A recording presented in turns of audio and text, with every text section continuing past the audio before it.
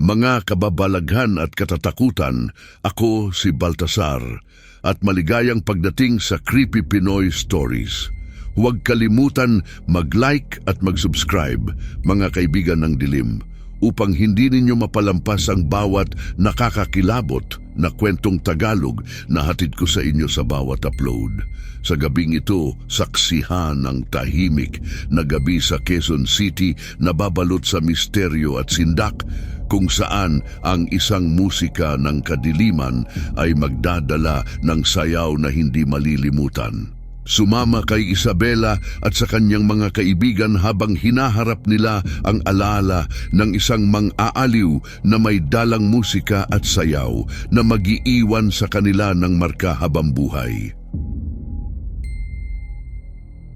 Sa isang tahimik na gabi sa Quezon City, ang magkaibigang sina Isabela, Marco at Lian ay nagkukwentuhan sa sala ng bahay ni Isabela.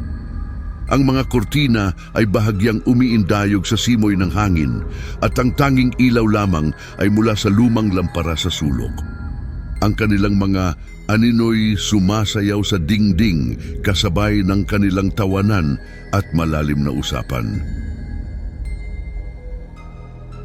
Biglang nagbago ang tono ng kanilang usapan nang mabanggit ni Marco ang pangalan ni Alejandro, ang mang-aaliw na may dalang musika at sayaw na nag-iwan ng hindi maipaliwanag na takot sa kanilang mga puso. Naalala niyo pa ba yung gabi na yon? Tanong ni Marco. Ang kanyang boses ay may halong kaba at pagtataka.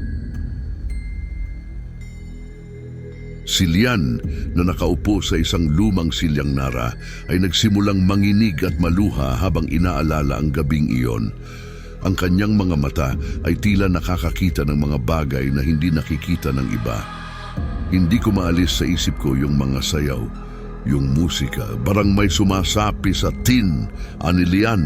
Ang kanyang tinig ay nanginginig. Si Isabela, na matapang na hinaharap ang kanyang mga bangungot, ay nagpapakita ng determinasyon sa kanyang mukha habang sinasabi niyang hindi nila dapat hayaang kontrolin sila ng takot na dala ng alaala ng gabing iyon. Hindi natin hahayaang matalo tayo ng takot. Kailangan nating malaman kung ano talaga ang nangyari, giit ni Isabela. Ang kanyang mga mata ay puno ng tapang. Ang kanilang gabi ng pag-alala ay nagtapos sa isang katahimikan na mas malalim kaysa sa karaniwan, na tila may nagbabadyang panganib na papalapit. Sa isang karaniwang araw sa opisina kung saan nagtatrabaho si Isabela bilang graphic designer, isang text message mula kay Marco ang nagbalita tungkol sa isang misteryosong tolda malapit sa Trinoma. Isa, may bago, balik si Alejandro, ang maikli ngunit nakakagulat na mensahe ni Marco. Habang naglalakad si Isabela papunta sa kanyang lunch break, hindi niya maiwasang mapatingin sa direksyon ng Trinoma kung saan makikita ang isang malaking tolda na may makukulay na banderitas at ang pangalan ni Alejandro na nakapaskil sa harap. Ang kanyang puso ay nagsimulang kumabog sa dibdib at ang mga alaala ng nakaraang gabi ay muling bumalik sa kanya. Sa kabila ng kanyang agam-agam, hindi mapigilan ni Isabela ang kuryosidad na muling masilayan ang lalaking nagdulot ng hindi maipaliwanag na pangyayari sa kanilang buhay, at nagpasya siyang imbitahan si Marco na samahan siya sa pagbisita sa tolda pagkatapos ng trabaho. Marco, kailangan nating malaman kung ano ang binabalak niya. Tara na mamaya, ani Isabela sa kanyang kaibigan. Ang kanyang mga matay nagliliyab sa determinasyon. Ang kanilang desisyon na muling harapin ang nakaraan ay isang hakbang patungo sa hindi nila inaasahang kapalaran. At habang papalapit ang gabi, ang kanilang mga puso ay puno ng kaba at katanungan. Ano nga ba ang misteryo sa likod ng toldang ito at ano ang naghihintay sa kanila sa loob? Sa pagkagat ng dilim, ang mga yapak ni Isabela at Marco ay nag-echo sa tahimik na kalsada patungo sa misteryosong tolda na nagmumula sa kakaibang liwanag. Ang kanilang mga mata ay nagtama at pareho silang nakaramdam ng isang hindi maipaliwanag na kaba na bumabalot sa kanilang dibdib. Hindi nila inaasahan na makita sina Liane at Gabriel na may parehong bakas ng kuryosidad at takot sa kanilang mga mukha na tahimik ding naglalakad papasok sa estrukturang iyon na tila isang portal sa ibang mundo. Sa loob ng tolda, ang mga ilaw ay kumukutitap na parang mga bituin sa kalangitan ng gabi at ang paligid ay umugong sa mga bulong-bulungan ng mga taong nag-aabang sa pagtatanghal. Si Alejandro na nakasuot ng makintab na itim na Amerikana ay lumitaw mula sa dilim na may ngiti sa kanyang labi, tila isang pangako ng isang gabi na hindi malilimutan. Mga kaibigan, bati niya, ihanda ang inyong mga puso at isipan sa isang gabi ng walang humpay na sayawan at musika. Si Dr. Reyes at si Attorney Santos na parehong tinitingala sa lungsod ay naroon din, nakatayo sa tabi ng entablado. Ang kanilang mga mata ay tila nahuhumaling sa pangako ni Alejandro. Ang impluwensya ng mang-aaliw ay hindi nagtatangi ng estado sa buhay at ang kanyang presensya ay nagdudulot ng isang mahiwagang atraksyon na hindi matanggihan. Isabela, na may bahid ng pag-aalinlangan sa kanyang isipan, ay hindi mapigilan ang excitement at pag-asa na marahil ay isang gabing puno ng saya at walang pangamba ang kanilang mararanasan. Ngunit sa likod ng kanyang mga mata, isang tanong ang patuloy na gumugulo. Ano nga ba ang tunay na nasa likod ng mga ngiti ni Alejandro? Nang magsimula ang musika, isang malungkot ngunit nakakakit na himig mula sa biolin ni Alejandro ang umalingaw-ngaw sa buong tolda, na tila isang tawag na hindi kayang tanggihan. Ang bawat isa ay nagsimulang sumayaw sa isang mahiwagang ritmo na parang mga mananayaw na pinapagalaw ng isang hindi nakikitang puwersa. Oras ang lumipas at ang sayawan ay nagdulot ng kapahamakan. Si Isabela habang sumasayaw ay nakakita ng ilang tao na nagtamo ng pinsala, may mga bumagsak na tila wala ng buhay. Ang kanyang puso ay napuno ng takot habang pinagmamasdan ang mga katawang bumabagsak na parang mga dahon sa hangin. Ngunit sa kabila ng mga pangyayaring ito, ang mga taong bumagsak ay tila nagkaroon ng bagong lakas at muling bumangon, sumasayaw na parang walang anumang nangyari. Ang kanilang mga mata ay walang emosyon, ang kanilang mga galaw ay mekanikal, na tila hindi na sila ang may kontrol sa kanilang sariling katawan. Si Marco na nag-aalala ay sinubukang hilahin si Isabela palayo sa dance floor, ngunit ang mahiwagang musika ay tila nagpapako sa kanilang mga paa sa sahig. Sa kanilang pagpupumiglas, isang nakakabinging katahimikan ang bumalot sa kanila at ang isang tanong ay nag-echo sa kanilang isipan. Paano sila makakatakas mula sa di maipaliwanag na sayaw na ito?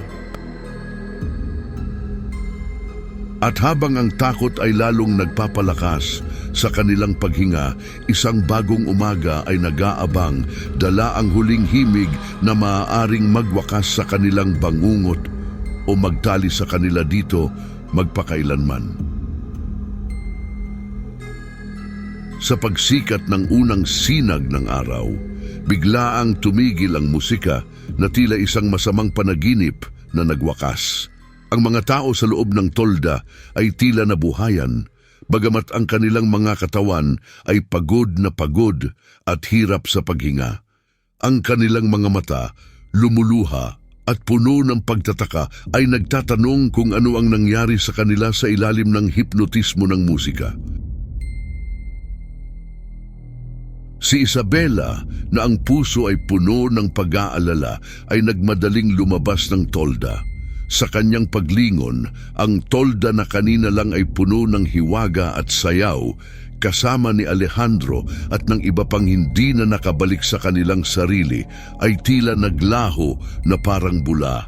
Ang kanyang isipan ay nagtatalo sa pagitan ng kaginhawaan na natapos na ang bangungot at ng takot na baka ito'y muling bumalik. Sa labas, ang mga tao ay nagkakagulo, nagtatanungan, at naghahanap ng kasagutan sa kanilang mga nawawalang kasama. Ang iba ay umiiyak at niyayakap ang kanilang mga mahal sa buhay na tila hindi na makilala ang kanilang sarili. Ang hangin ay puno ng mga hikbi at tanong na walang kasagutan. Ang mga sumunod na araw ay nagdala ng malaking pagbabago sa buhay ng mga nakaligtas. Si Lian, na ngayon ay gumagamit ng wheelchair matapos mawala ng binti, ay namuhay ng tahimik sa isang maliit na bahay sa probinsya, malayo sa ingay at gulo ng lungsod. Ang kanyang mga araw ay puno ng katahimikan, ngunit ang kanyang mga mata ay nagpapahiwatig ng malalim na lungkot at pangungulila sa buhay na kanyang nawala. Si Gabriel, na tila nagkaroon ng bagong pananaw sa buhay matapos ang insidente, ay aktibong naglilingkod sa komunidad bilang miyembro ng isang non-government organization. Ang kanyang mga araw ay ginugugol niya sa pagtulong sa mga nangangailangan na tila naghahanap ng kapayapaan at kabuluhan sa paglilingkod sa iba. Si Marco, na ngayon ay isang sikat na vlogger sa BGC, ay madalas magbahagi ng mga kwento at aral mula sa kanyang karanasan sa misteryosong tolda. Ang kanyang mga vlogs ay puno ng positibong enerhiya at inspirasyon, ngunit sa kanyang mga mata ay makikita pa rin ang anino ng takot na dala ng nakaraan. At si Isabela, na patuloy na binibisita si Lian, ay hindi pa rin makalimutan ang mga alaala at takot sa muling pagbabalik ng musika ni Alejandro. Ang kanyang buhay sa Quezon City ay tila normal, ngunit sa bawat pagtugtog ng biolin na naririnig niya, ang kanyang puso ay hindi mapigilang kumabog sa takot na baka isang araw ang anino ni Alejandro ay muling magpakita at bumalik sa kanyang buhay.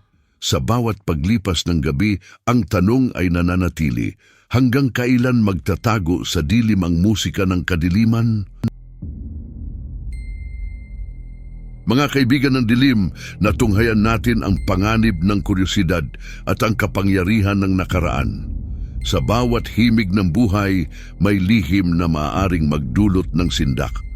Salamat sa pakikinig sa Creepy Pinoy Stories. Huwag kalimutang mag-like at mag-subscribe para sa mas marami pang nakakakilabot na kwentong Tagalog. Sumama sa ating lumalaking komunidad ng mga mahilig sa katatakutan. Hanggang sa muli, mga kaibigan, at tandaan, ang anino ng kadiliman ay laging nag-aabang sa susunod nating pagkikita. Mag-ingat sa inyong pagtulog, baka ang musika ng kadiliman ay bumulong sa inyong mga panaginip. Sa susunod na upload, naway muling magkasama tayo sa isang bagong yugto ng takot at misteryo. Paalam, at huwag hayaang matalo kayo ng inyong mga anino